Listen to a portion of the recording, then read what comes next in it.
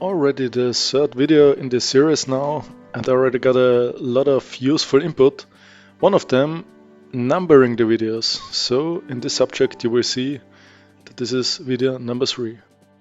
So what is our plan for today?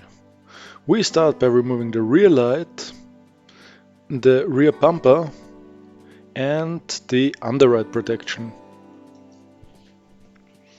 The underride protection and the bumper are mounted with the 4 screws here, so let's proceed removing them. And already we are at the next step. As you see, the flatbed is removed.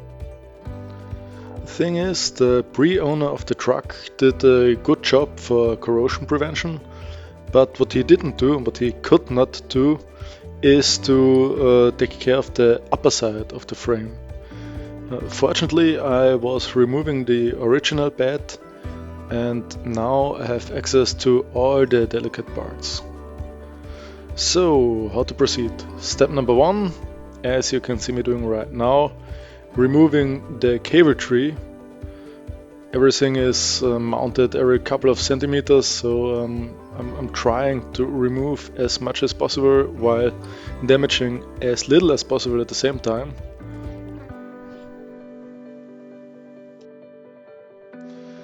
Something that you are always going to see me do is use protective equipment. So I like wearing gloves because I'm very talented in hurting my fingers when I don't wear them. Also, I make sure to always use a breather mask, protective goggles and also ear protection.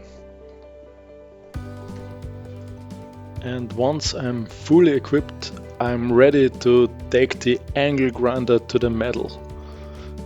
I bought a wire head brush because I think this is the quickest, most efficient way to remove loose material from the frame. Ah yeah, it already starts.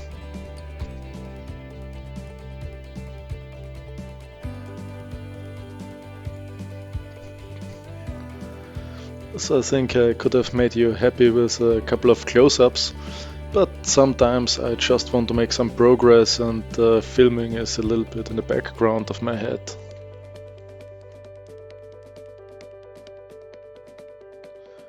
I don't need to brush the metal completely blank, I just need to remove any loose corrosion, basically anything that can be removed with a wire brush in an easy sort of way. So while you're watching me grinding away, I would like to ask you, because I've been told my voice on YouTube is not very lively, do you prefer more of an action sort of sound, or do you prefer the way that I'm talking to you now in these 3 videos so far? I gotta admit I'm more like the candlelight and red wine sort of guy rather than the AC/DC action hero person. But let's not talk too much about my personal taste in music and more about the task on hand. So as you see, the grinding goes on well. I think maybe I should have sped up the process a little more, but it looks like I'm going to be finished quite soon.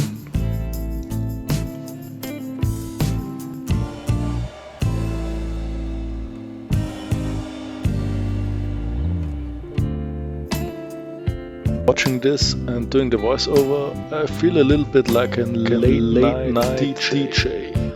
Maybe I should change the tunes.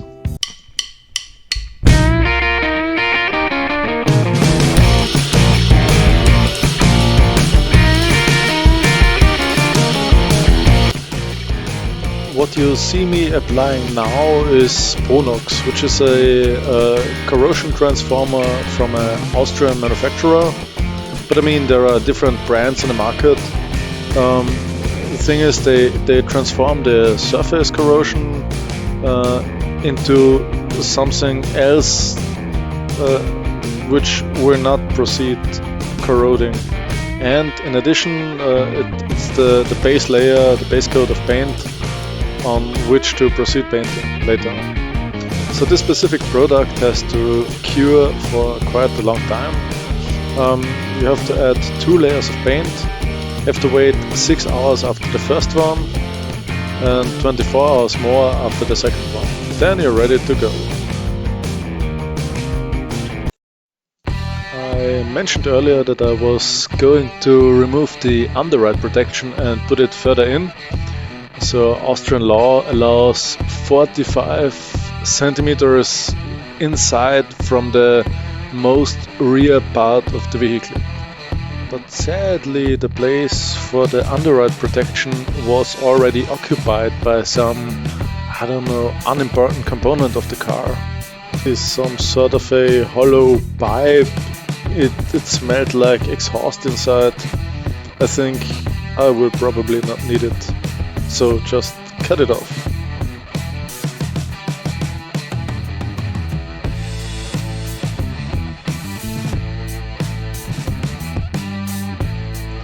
Well done. Watch me in the next video how I fix this situation.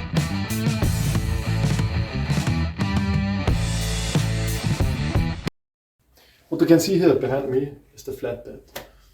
So basically it's already kind of finished. I mean, there are some adjustments to do, mainly beautify, also corrosion proofing.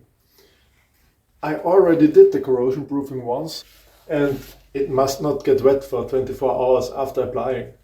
And this is exactly what happened. It started snowing out of a sudden. It wasn't in the forecast. And this is what I'm left with. It looks like shit, to be frank. Yeah, so now remove the wooden panels, grind off the old paint that remained, grind off the corrosion, and do it all over again. And hopefully this time for good. You know, if it would have worked, it would be a beautiful black. I mean, you can see it in sections, but it can be rubbed off. It's just crazy.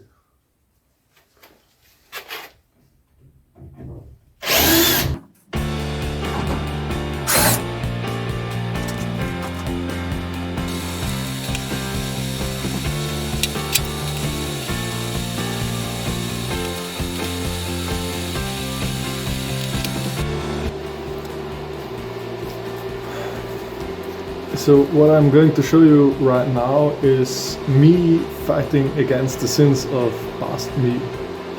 Past me meaning the guy I was, I don't know, 1 week ago. So completely different dude. Let me show you. So I have the camera on selfie setting now because it's my goal to talk more on camera. What you see here is the inside of the fender. It's a little bit crusted because I've been driving through snow. This is the bad one, which I notched with the angle grinder. Hence it's not so beautifully painted as the other one. And in addition, and this is the main problem,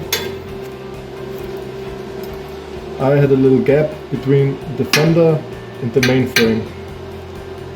In order to resolve that, I took a slim piece of sheet metal and I welded it from the inside. So I decided to just make a couple of spot welds.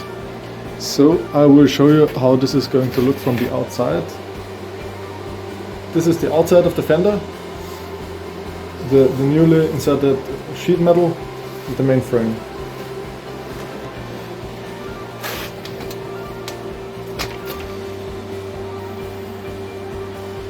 Not sure if I'm getting better with this camera thing.